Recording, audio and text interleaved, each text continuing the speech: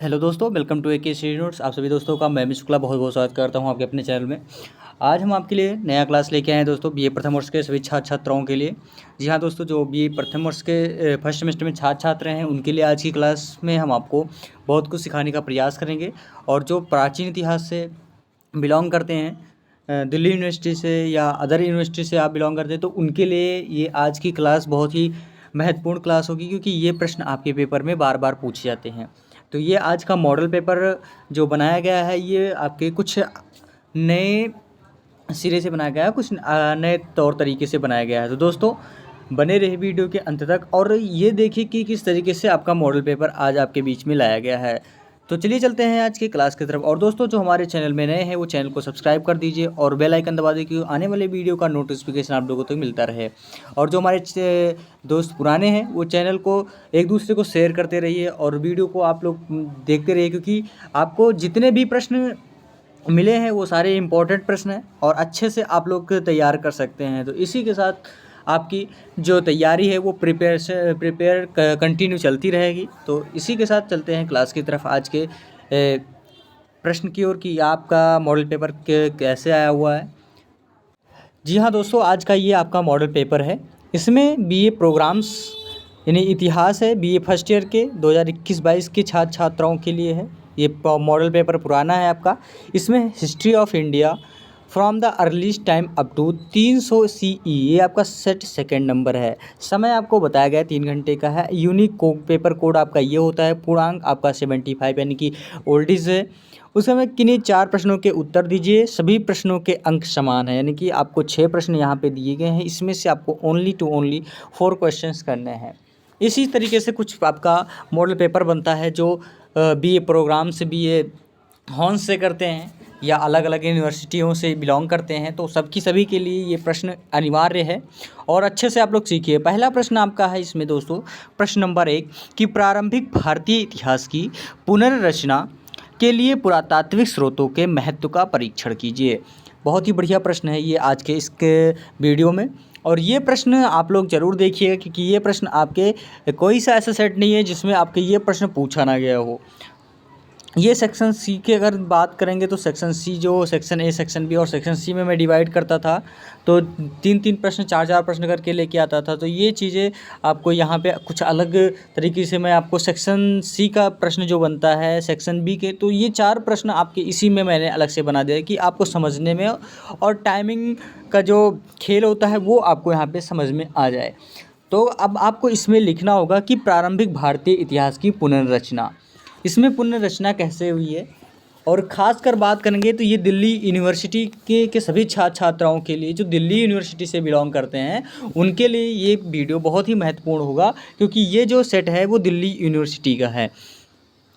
अब इसमें अब आपका जो प्रश्न है, इसमें आपको लिखना होगा कि प्राचीन भारत के अध्ययन के लिए पुरातात्विक सामग्री का विशेष महत्व है। इसके 3 प्रमुख कारण हैं। पहला कारण तो ये है कि भारतीय ग्रंथों का रचना काल ठीक से ज्ञात नहीं है, इसलिए इनसे किसी काल विशेष की सामाजिक एवं आर्थिक स्थिति का ज्ञान नहीं होता है। दूसरा क्या था दोस्तों इसमें कि साहित्यिक साधनों में लेखक का दृष्टिकोण भी बहुत सही चित्र प्रस्तुत करने में बाधक हो जाता है। उदाहरण के लिए जैसे चीनी यात्रियों ने भारतीय समाज का वर्णन केवल बौद्ध दृष्टिकोण से ही किया है, इसलिए उनके वर्णन पूर्ण रूप से ठीक नहीं है। तीसरे ग्रंथों के प्रतिलिपि करने वालों ने अपनी इच्छा अनुसार इनके प्राचीन प्रकरणों को छोड़ दिया है और नए प्रकरण जोड़ दिए हैं। पुरातात्विक सामग्री से इस प्रकार की ही हेर फेर करने के बहुत कम संभावना थी और इसलिए पुरातात्विक स्रोत के विश्वसनीय नहीं है। तो ये होता है प्रारंभिक भारतीय की पुनर्रचना कैसे हुई है। अब इसके अभिलेख क्या है, अभिलेखों से कैसे पता चलता है, हेडिंग डाल लेंगे आप लोग अभिलेख। इसमें आपको लिखना होगा कि पुरातात्विक स्रोतों के अंतर्गत सबसे अधिक महत्वपूर्ण स्रोत जो है वो अभिलेख माना जाता है। प्राचीन भारत के अधिकतर अभिलेख जो हैं वो पत्थर या धातु के चादरों पर खुदे मिले हैं, अतः इनमें साहित्य की भांति हेर फेर करना संभव नहीं था। यद्यपि सभी अभिलेखों पर उनकी तिथि अंकित नहीं है, फिर भी अक्षरों की बनावट के आधार पर उनका काले मोटे रूप से निर्धारित हो जाता है। और इस सबसे प्राचीन अभिलेख जो है वो अशोक के हैं। जो सबसे प्राचीन अभिलेख माना गया है वो किसके माने गए हैं आपके दोस्तों, वो अशोक सिक्के माने गए हैं।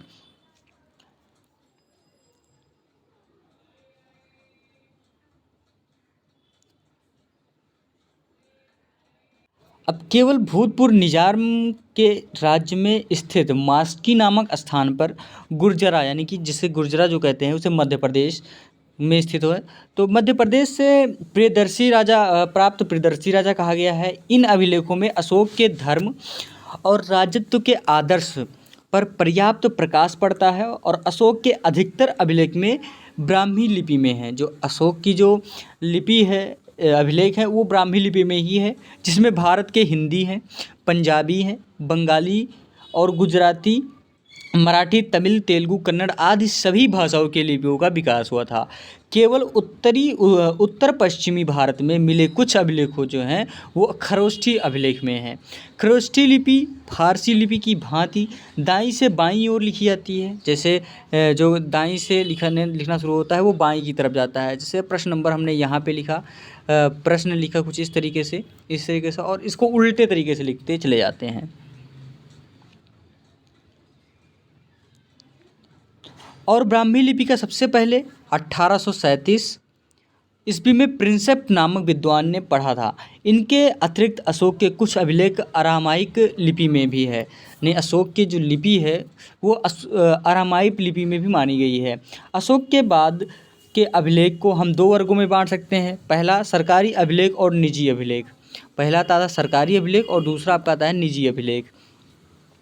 अब सरकारी अभिलेख या तो राज्य कवियों की लिखी हुई प्रस्तुतियाँ हैं या भूमि अनुदान पत्र प्रस्तुति में समुद्रगुप्त के विजयों और नीतियों का पूरा विवेचन मिलता है। इसी प्रकार राजा भोज की उदाहरण कलिंग राज खारवेल तथा हाथीगुम्बा अभिलेख, गौतमी बालश्री का नासिक अभिलेख, रुद्रदामा का देवपाड़ा और अभिलेख चालुक्य नरेश पुलकेशी द्वितीय एवं अभिलेख हैं। उसके बाद में फिर आपका आता है कि निजी अभिलेख। इसमें लिखेंगे फिर, अतः उनके वर्णन का इतिहासकार पूर्णतः सत्य नहीं मान लेना चाहिए। बड़ी संख्या में पूर्व मध्यकाल अनुदान पत्र मिलने से यह निष्कर्ष निकाला गया है कि भारत में पूर्व मध्यकाल लगभग 600 से 1200 ईस्वी में सामंतीय अर्थव्यवस्था स्थापित हो गई थी। जो अभिलेख चट्टानों या स्तंभों पर खुदे हैं, इनकी प्राप्ति स्थानों से उस शासक के राज्य की सीमाओं का भी अनुमान लगाया जाता है। जैसे कि अशोक के अभिलेखों के प्राप्ति स्थानों से उनके राज्य के विस्तार पर प्रकाश पड़ता है। निजी अभिलेखों में तत्कालीन राजनीतिक दशा का भी ज्ञान होता है, क्योंकि इनमें तत्कालीन शासकों का भी बहुधा उल्लेख होता है। उनमें कुछ उच्च पदों, तत्कालीन करों आदि का भी उल्लेख होता है। उदाहरण स्वरूप में अगर बात करें तो गुप्त काल से पहले के अधिकतर अभिलेख प्राकृत भाषा में मिलता है आपको, और उनमें ब्राह्मणेतर धार्मिक संप्रदायों जैसे कि बौद्ध धर्म, जैन धर्म का उल्लेख है। और गुप्त एवं गुप्तोत्तर काल के अधिकतर अभिलेख संस्कृत में हैं, और उनमें विशेष रूप से ब्राह्मण धर्म का उल्लेख मिला है। कुछ अभिलेखों में उन तथ्यों की पुष्टि होती है जिनका उल्लेख हमें साहित्य में मिलता है। जैसे कि हमें पतंजलि के महाभाष्य से ज्ञात होता है, और पुष्यमित्र शुंग में अश्वमेध यज्ञ किए थे, उसी के वंशज धनदेव के अयोध्या अभिलेख से इस तथ्य की पुष्टि होती है। कुछ अभिलेखों में हमें नए तथा मालूम होते हैं, जैसे कुछ समुद्रगुप्त के प्रयाग स्तंभ अभिलेख और खारवेल के हाथी गुम्फा अभिलेखों से में इन शासकों के उपलब्धियों का ज्ञान होता है। अब रुद्रदामा का जूनागढ़ शिलालेख यह बतलाता है कि उस राज्य का विस्तार क्या था। अब इसमें आपका आ जाएगा सिक्के, हेडिंग लगेंगे सिक्के। सिक्के कौन कौन से थे, सिक्के के बारे में हम आपको बताएंगे। सिक्के जिसे कहते हैं मुद्रा, सिक्के भी प्राचीन भारतीय इतिहास के महत्वपूर्ण पुरातात्विक स्रोत हैं। देश के विभिन्न भागों में खुदाई में भारी मात्रा में सोने, चांदी तथा तांबे के सिक्के मिले हैं, जिसमें 6ठी शताब्दी या गुप्त काल तक के भारतीय इतिहास की जानकारी प्राप्त होती है। यूनानी आक्रमण के बाद ही यहाँ के सिक्कों पर राजाओं के स्पष्ट नाम मिलते हैं। सिक्कों में संबंधित साक्ष्य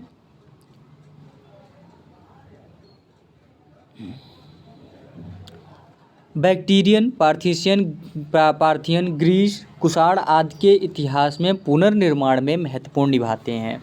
शक शासकों के सिक्कों पर शक पंचांग के अनुसार तारीखों का उल्लेख है, जिससे इतिहासकारों को उनकी वंशावली के साथ साथ उनके कालक्रम तय करने में भी मदद मिलती है।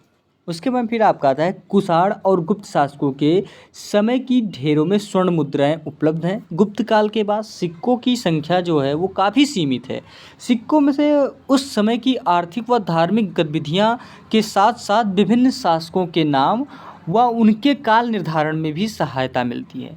सिक्के विभिन्न भारतीय राज्यों द्वारा स्वतंत्रीय और गणतंत्रीय जो प्राचीन काल के दौरान उपस्थित थे और सिक्के साहित्य के माध्यम से प्राप्त जानकारियाँ के पूरक हैं और कई बार इन सिक्कों के कारण ही उन शासकों के बारे में पता चल सका है जिनका इतिहास में कहीं नाम जो है वो उल्लेखनीय ही नहीं है।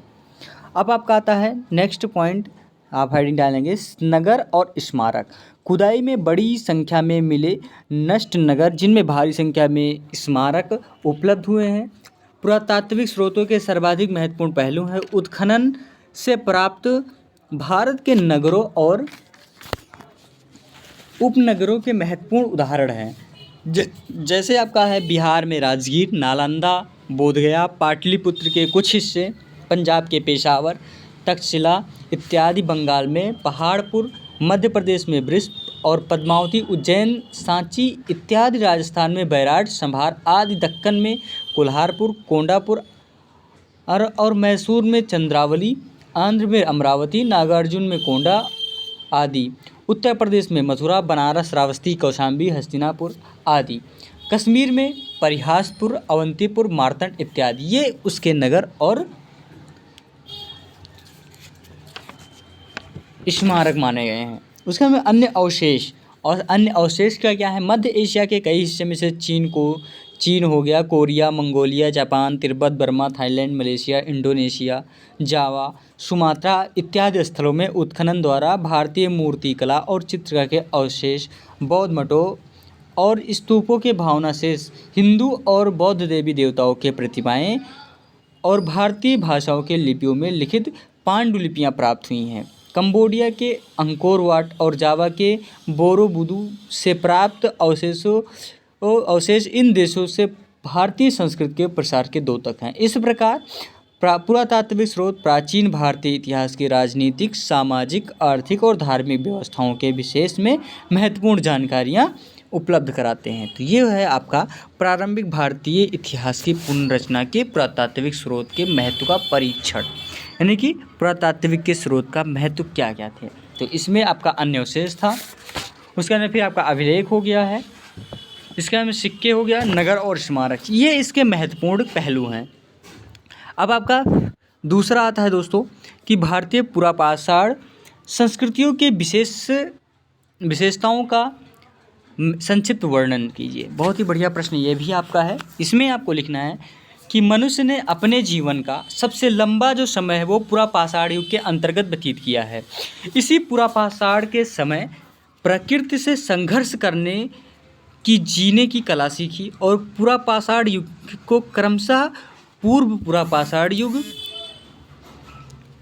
और मध्य पुरापाषाण युग तथा उत्तर पुरापाषाण युग के विभक्त किया गया है। यह विभाजन पत्थर के हथियारों को व्यवहार में लाने के आधार पर किया गया है। पुरापाषाण काल में मनुष्य समूहों में रहता था तथा शिकार आदि के द्वारा भोजन संग्रह करता है। इस युग में इनके हथियार पत्थरों के बने होते थे। इनमें से कुछ इस प्रकार के थे: हाथ की कुल्हाड़ी, खंडक उपकरण, कोर, फलक, खुरचनी, बेधनिया, ब्यूरिन, छिद्रक आदि। और इस संस्कृति के अवशेष सोहन घाटी तथा दक्षिण भारत में मद्रासियन संस्कृति, महाराष्ट्र, कर्नाटक, आंध्र प्रदेश, मध्य प्रदेश, बिहार आदि जगहों पर पाए गए हैं। मध्य प्रदेश में भीमबेटका तथा कर्नाटक, आंध्र प्रदेश, मध्य प्रदेश, बिहार आदि जगहों पर पाए गए हैं। मध्य प्रदेश के भीमबेटका तथा कश्मीर में बुर्जहोम और पुरापाषाण युग के गुफाओं के अवशेष मिले हैं। इस समय मनुष्य भोजन संग्राहक था और इस समय कला तथा धर्म के प्रति अभिरुचि बढ़ी। नक्काशी तथा चित्रकारी, जो नक्काशी और चित्रकारी, नक्काशी का मतलब होता है नाटक कला, नाटक कला, उसके बाद में फिर चित्रकला, ये सारी चीज़ें को उन्होंने अपना व्यापक कला माना है। ऐसी अंधेरी गुफाओं में पाए गए हैं जहां प्रकाश पहुंचना कठिन है।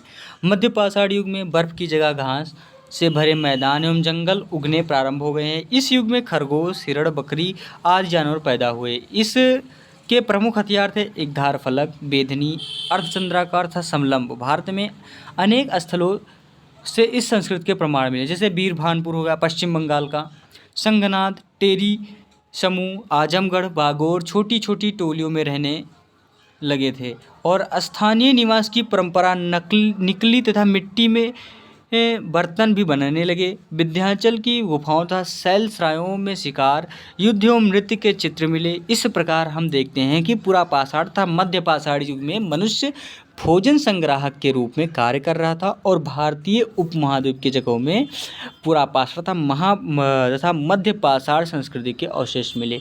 तो इसकी प्रमुख विशेषताएं कुछ इस प्रकार से आपको पढ़ने को मिला।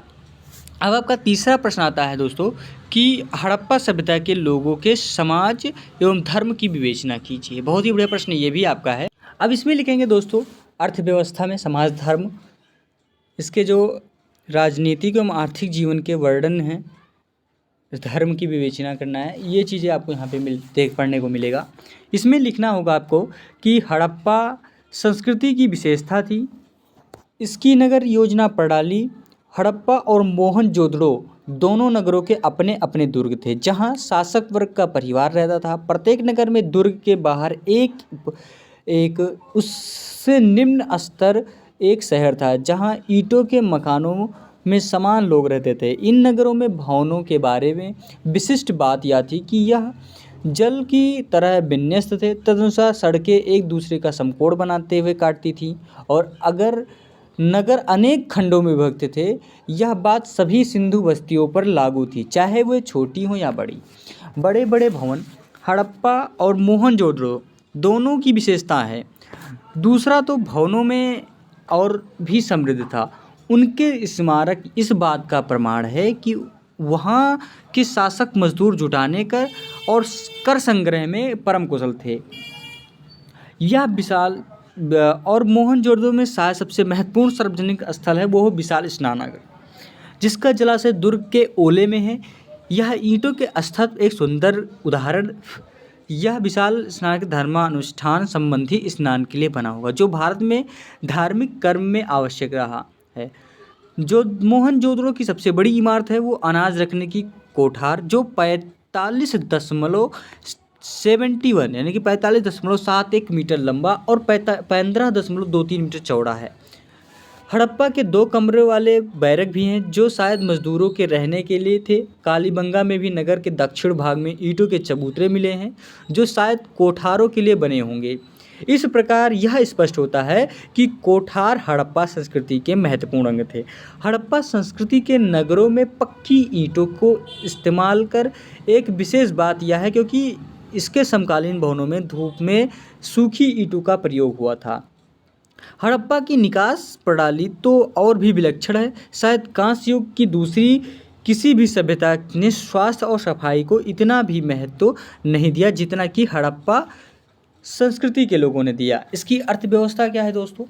हड़प्पा सभ्यता में लोगों के आर्थिक जीवन में बहुत समृद्ध था।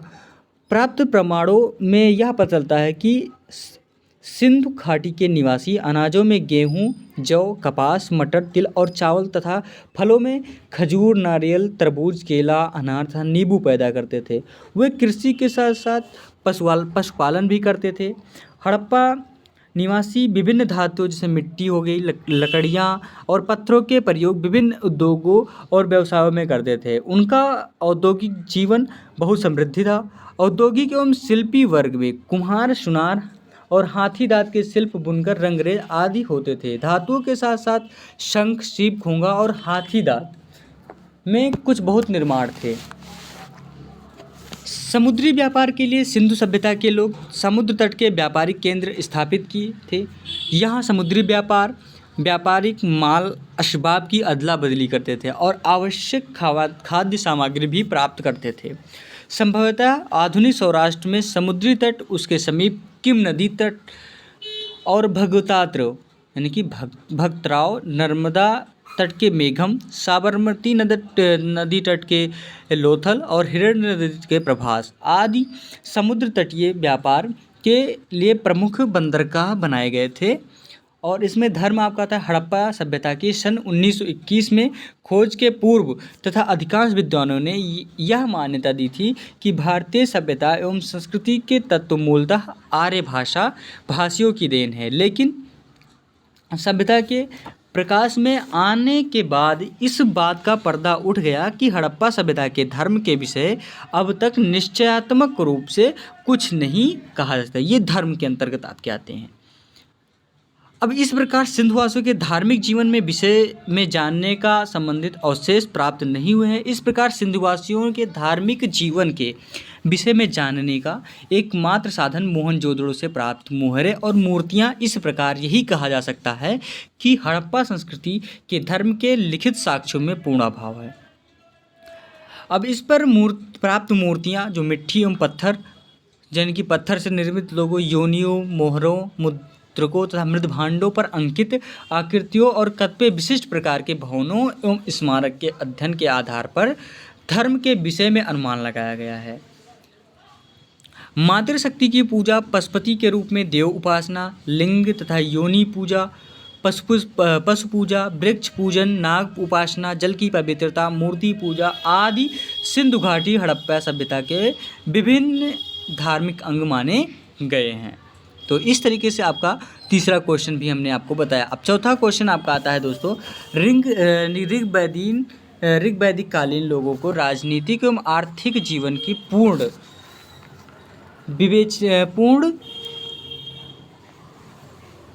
जीवन का आर्थिक जीवन का वर्णन कीजिए। इनकी जो सामाजिक एवं आर्थिक जीवन है उसके बारे में यहाँ पे आपको लिखना है। इसमें आपको लिखना होगा दोस्तों, आपका चौथा क्वेश्चन है, बहुत ही बढ़िया क्वेश्चन ये भी आपका है।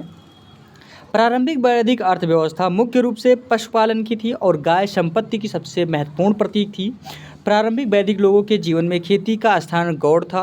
प्रारंभिक वैदिक सामाजिक कबीलाई और मुख्यतः समानतावादी थे। कुटुंब और परिवार के संबंधों में समाज का आधार निर्मित किया था और परिवार समाज की आधारभूत इकाई था। व्यवसाय पर आधारित सामाजिक विभाजन प्रारंभ हो चुका था, परंतु उस समय जातिगत विभाजन नहीं था। प्रारंभिक राजनीतिक व्यवस्थापन में जन के मुखिया या राजा और पुजारी या पुरोहित के महत्वपूर्ण स्थान थे। अनेकों गण सभाओं में सभा व सीमित प्रशासन के विशेष योगदान करते थे। यद्यपि प्रारंभिक वैदिक व्यवस्था में स्पष्ट रूप से परिभाषित कोई राजनीतिक पदानुक्रम नहीं था और कबीलों की राजनीतिक व्यवस्था पूर्णतः समतावादी नहीं था। वे देवता के उपासना किसी अमूर्त दार्शनिक अवधारण के कारण नहीं बल्कि भौतिक लाभों के लिए करते थे। वैदिक धर्म का बलिदान यज्ञ का महत्व बढ़ रहा था और विशेष रूप से स्मरणीय है कि यह समाज स्थिर नहीं बल्कि गतिशील था। इन 500 वर्ष के दौरान 1500 से 1000 ईसा पूर्व समाज का लगातार विकास हो रहा था और आर्थिक, सामाजिक, राजनीतिक एवं धार्मिक क्षेत्रों में नए नए तत्व सामाजिक संरचना का रूपांतरित कर रहे थे। उत्तर वैदिक काल का सामाजिक 4 वर्णों में विभक्त था। पहला तो आपका था ब्राह्मण, राजन्य या क्षत्रिय, फिर आपका वैश्य और शूद्र। उत्तर वैदिक काल का अंत इस बात पर बल दिया जाता रहा कि ब्राह्मणों और क्षत्रियों के बीच परस्पर सहयोग रहना चाहिए ताकि समाज के शेष भाग पर उन लोगों का प्रभुत्व बना रहे। वैश्य राजाओं का पर्जन होते हुए भी जन सामान्य कोड स्थापित हुए और उन संपादन में काम सौंपा गया, जैसे कृषि, पशुपालन आदि। राजा जो राजन्यों का क्षत्रिय का अगुवा था, इन 3 वर्णों पर अपना प्रभुत्व जमाए रखने की चेष्टा रखता था। सामान्यतः उत्तर वैदिक ग्रंथों में 3 उच्च वर्णों और शूद्र के बीच विभाजन रेखा देखने को मिलती थी। परिवार स्तर पर हम देखते हैं कि पिता के अधिकार बढ़ता गया और अपने पुत्र को उत्तराधिकार से वंचित कर सकता था। राज परिवारों में ज्येष्ठाकार का प्रचलन प्रबल होता गया। उत्तर वैदिक काल में गोत्र प्रथा स्थापित हुई। गोत्र शब्द का मूल अर्थ है गोष्ठ या वह स्थान जहाँ समूचे कुल का गोधन पाला जाता था, परंतु बाद में इनका अर्थ एक ही मूल पुरुष से उत्पन्न लोगों का समुदाय हो गया। वैदिक काल में आश्रम अर्थात जीवन के 4 प्रक्रम सुप्रतिष्ठित नहीं हुए थे। वैदिकोत्तर काल के ग्रंथों में 4 आश्रम दिखाई देते हैं। उसके बाद फिर आपका आता है जैन एवं बौद्ध धर्म की मुख्य शिक्षाओं की विवेचना कीजिए। बहुत ही बढ़िया प्रश्न ये भी आपका है। अब इसमें आपका आएगा 5वां प्रश्न कि जैन एवं बौद्ध धर्म की मुख्य शिक्षाओं का वर्णन कीजिए या विवेचना कीजिए। इसमें आपको लिखना होगा दोस्तों कि बुद्ध ने अनेक बौद्ध संघ की स्थापना की। इन्हें विहार कहा जाता था। संघ में सभी जात के लोगों को प्रवेश करने की अनुमति थी। ये अत्यंत सादा जीवन जीते थे, भिक्षा मांगकर अपनी आवश्यकताओं को पूरा करते, इसलिए ये भिक्षु या भिक्षुड़ी कहलाते थे। बौद्ध ने अपना प्रथम उपदेश सारनाथ, जिसे हम कहते हैं ऋषिपत्तनम में दिया, जिसे बौद्ध ग्रंथों में धर्मचक्र प्रवर्तन कहा गया। बौद्ध ने अपने उपदेश पाली भाषा में दिए। बुद्ध ने निर्वाण प्राप्ति के लिए 10 शीलों पर बल दिया। ये शील हैं, पहला तो आता है आपका अहिंसा, दूसरा आता है चोरी नहीं करना, तीसरा सत्य, चौथा नृत्य गान आदि से दूर रहना, पांचवा असमय भोजन नहीं करना, छठा किसी प्रकार की संपत्ति नहीं रखना, सातवां सुखप्रद बिस्तर पर नहीं सोना, आठवां मदिरा का सेवन वर्जित और स्त्रियों से दूर रहना तथा धन संचय नहीं करना। बौद्ध धर्म ने बहुत हद तक ब्राह्मणवाद और प्रचलित धर्म कांडों से जैसे यज्ञ, बलि और आदि की निंदा की। बौद्ध विहारों के चलते नालंदा और विक्रमशिला विश्वविद्यालयों का विकास हुआ, जहां दूर दूर से देश विदेश से लोगों का अध्ययन हेतु आते थे। जैन धर्म और बौद्ध धर्म से बड़ी समानता है, किंतु अब ये साबित हो चुका है कि बौद्ध धर्म की तुलना में जैन धर्म की अधिक प्राचीन है। जैनों का मानना है कि हमारे 24 तीर्थंकर हुए चुके हैं, जिनके द्वारा जैन धर्म की उत्पत्ति और विकास हुआ। जैन धर्म के 23वें तीर्थंकर का नाम पार्श्वनाथ है। उनका जन्म ईसा के पूर्व 8वीं शताब्दी में। पार्श्वनाथ एक क्षत्रिय थे, जिनके मुख्य सिद्धांत हैं सदैव सच बोलना, चोरी न करना और अहिंसा, धन का त्याग कर देना। इसमें फिर आपका आता है महावीर के उपदेश। महावीर स्वामी जैन के 24वें तीर्थंकर कहलाए। उनके उपदेश में कोई नई बात नहीं दिखती। पार्श्वनाथ की 4 प्रतिज्ञाओं ने उनके एक 5वीं प्रतिज्ञा और शामिल कर दी, वह थी पवित्रता से जीवन बिताना। उनके शिष्य नग्न घूमते थे, इसलिए उन्हें निर्ग्रंथ कहलाए। बुद्ध की भांति ही महावीर स्वामी ने शरीर और मन की पवित्रता, अहिंसा और मोक्ष के जीवन में अंतिम उद्देश्य माना, और उनका मोक्ष बुद्ध के निर्वाण में भिन्न है। आत्मा का परमात्मा से मिल जाना ही जैन धर्म में मोक्ष माना जाता है, जबकि बौद्ध धर्म का पुनर्जन्म से मुक्ति ही निर्वाण। लगभग 30 वर्षों तक महावीर स्वामी ने इन्हीं सिद्धांतों का प्रचार किया और 72 वर्ष की आयु में उन्होंने राजगीर के निकट पावापुरी नामक स्थान पर शरीर त्याग दिया। सबसे पहले इन्होंने अपना महावीर ने पूर्ण अहिंसा पर जोर दिया, और तब से ही अहिंसा परमो धर्मा जैन धर्म में एक सिद्धांत प्रधान माना जाने लगा है।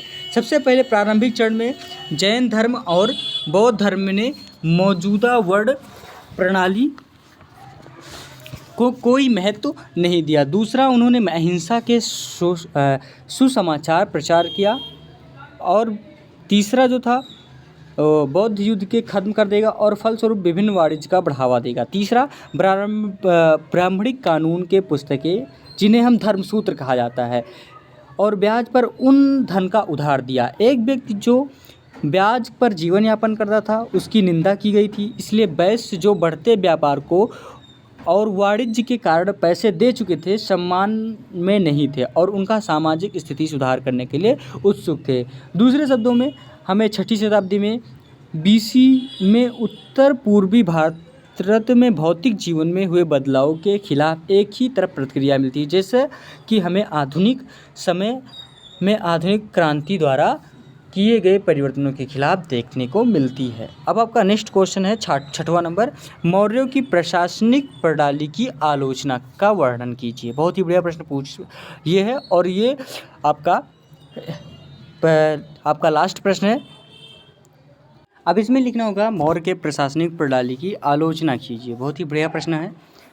इसमें लिखना होगा आपको आंसर में कि ब्राह्मणिक कानून पुस्तकों ने बार बार जोर देकर कहा है कि मानव जाति को धर्मशास्त्र में वर्णित कानून और देश में प्रचलित रीति रिवाजों द्वारा निर्देशित किया जाना चाहिए। अशोक ने धर्म की प्रख्याति करने के पूरे देश में अपने आवश्यक कार्यों को लागू करने के लिए अधिकारियों को नियुक्त किया। शाही निरपेक्षता का दावा मगध के राजकुमारों द्वारा अपनाई गई सैन्य विजय की नीति का एक प्रकृत परिणति था। अंग, वैशाली, काशी, कौशल, अवंती, कलिंग इत्यादि को युद्ध के द्वारा मगध राज्य में जोड़ दिया गया। इन सैन्य नियंत्रण में अंततः लोगों के जीवन के सभी पहलुओं पर जबरदस्त नियंत्रण में बदल दिया और जीवन के सभी क्षेत्रों में नियंत्रित करने के लिए राज्य को एक विशाल नौकरशाही को बनाए रखना। प्राचीन इतिहास के किसी अन्य अवधि में हम मौर्य काल में इतने सारे अधिकारियों को बात सुनते हैं। ऐसा लगता है कि ज़्यादातर कार्यकर्ताओं को नगद में भुगतान किया था। उच्चतम कार्यकर्ता मंत्री, महाथोजक जिसे हम कहते हैं पुरोहित, कमांडर इन चीफ जिसे हम प्रमुख सेनापति कहते थे, युवराज को लगता है कि 27 अधीक्षक जिसे अध्यक्ष नियुक्त किए गए थे। राज्य की आर्थिक गतिविधियों को नियंत्रित करने के लिए उन्होंने कृषि, व्यापार और वाणिज्य राइट्स और उपायों को नियंत्रित और विनियमित किया। बुनाई जैसे शिल्प और कताई, खनन आदि। राज्यों ने कृषि विधों के लाभों के लिए सिंचाई सुविधाओं को एक विनियमित जल आपूर्ति भी प्रदान की। मेगास्थनीज ने हमें मौर्य साम्राज्य के बारे में सूचित करते हुए अधिकारियों ने मिस्र में भूमि को मापा और नहरों को निरीक्षण किया, जिसका माध्यम छोटे नहरों की पानी में वितरित किया गया था। महत्वपूर्ण जल राजमार्गों पर अशोक के शिलालेखों का स्थान बताता है कि देश के बसने वाले हिस्सों और मौर्य नियंत्रण मुगलों और शायद ईस्ट इंडिया कंपनी के मिलान से मेल खा सकता है। मौर्य काल और व्यापारियों से कई प्रकार के करों को एकत्रित करने या जिक्र है। मूल्यांकन, संग्रह और भंडारण के लिए इसे मजबूत और कुशल मशीनरी की आवश्यकता होती है। तो ये होता है आपका दोस्तों मौर्यों की प्रशासनिक प्रणाली की आलोचना। ये थी इनकी आलोचनाएं। तो इस तरीके से आपको पहला, दूसरा, तीसरा, चौथा, पांचवा और छठा क्वेश्चन, ये तीनों चारों के क्वेश्चन आपके छठों क्वेश्चन आपको बता दिया गया है। इसमें से अब केवल आपको 4 प्रश्न करने हैं। ये आपके महत्वपूर्ण प्रश्न हैं क्योंकि ये प्रश्न आपके बार बार आपके पेपर में पूछा गया है। तो दोस्तों देर ना करें और वीडियो को अंत तक ज़रूर देखिएगा। और आप लोग अगर हमारे चैनल में नए थे तो ज़रूर चैनल को सब्सक्राइब कर दीजिए दोस्तों, और वीडियो को एक दूसरे को शेयर करते रहिए। और इसी के साथ मैं अगली वीडियो के साथ ज़रूर उपस्थित होऊंगा। धन्यवाद दोस्तों। और इसका आप लोग को PDF चाहिए तो हमारे YouTube के डिस्क्रिप्शन बॉक्स में टेलीग्राम चैनल का लिंक दिया गया है, वहाँ से आप लोग जुड़कर बिल्कुल फ्री ऑफ कॉस्ट PDF प्राप्त कर सकते हैं। इसी के साथ अगली वीडियो के साथ ज़रूर उपस्थित होऊंगा। धन्यवाद दोस्तों। जय हिंद।